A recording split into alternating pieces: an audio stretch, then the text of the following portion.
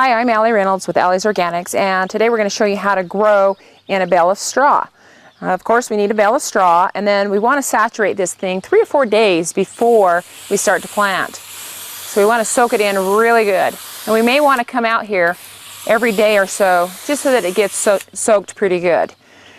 Now we want to add something that's high, a fertilizer. This is just an organic fertilizer called Biofish. Just going to sprinkle some of this on. Like about a cup and a half. Water it in. Now I'm going to add some compost to the top of this.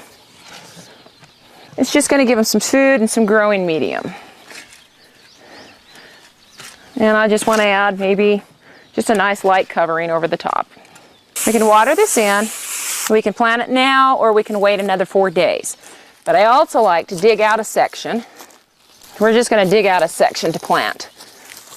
So we just want to dig this out about twice the size of the root ball of the plant that we're going to be putting in here. You could put seed in here, but I like to just go ahead and put a plant that's already established. Then I'm just going to add some compost right into that hole. Kind of push it around to the sides. Things that you can plant in here are squash, tomatoes, pumpkins. We've done a pumpkin in here before and it's been pretty fun to do. This is a zucchini. And so we're just going to cover that guy up. Some things that you need to know about when you're planting in a bale of straw is water drains really fast, and so you're going to want to put more water and nutrients in this than you would in a regular bed. So I'm going to come out here and fertilize this about every 2 weeks. I'm going to put some more of this Biofish in here about every 2 weeks, water it in, and you'll see this starting to sink. Put some more compost around here because it's going to sink in.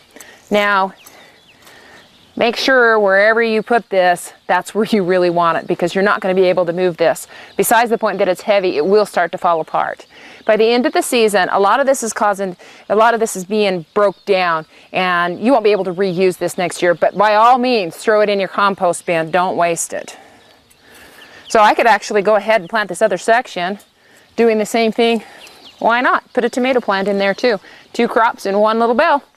So there's some ideas for you for planting in a bale of straw.